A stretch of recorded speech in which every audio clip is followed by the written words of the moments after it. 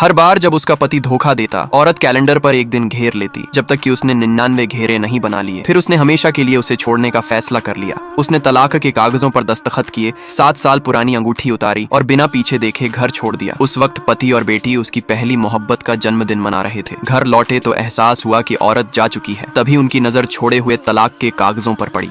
10 साल पहले गुंडों से उसने औरत को बचाया। उसी पल वह उससे प्यार करने लगी, लेकिन जानती थी कि वह उसके काबिल नहीं है। एक दिन उसे नशा दे दिया गया और वह औरत के साथ था। वह गर्भवती हो गई तो उसने जिम्मेदारी में शादी कर ली, लेकिन उसे हमेशा लगा औरत ने पूरे दिल से परिवार का ख्याल रखा, पर पति हमेशा दूर रहा। यहाँ तक कि वह बेटी को लेकर विदेश चला गया, पहली मोहब्बत को ढूंढने। जन्मदिन पर वह विदेश गई। उम्मीद थी सब साथ मनाएंगे। जब उसने बेटी को गिफ्ट बनाते देखा तो सोचा ये उसके लिए है, लेकिन बेटी ने कहा ये पापा की पहली मोहब्बत के लिए है। उसका दिल टूट गया। उसने देखा कि वे बिना पीछे देखे चले गए। वह अकेले जन्मदिन का खाना खा रही थी, तभी उन्हें पहली मोहब्बत का जन्मदिन मनाते देख लिया। उसे समझ आ गया कि वह उसके लिए मायने नहीं रखती।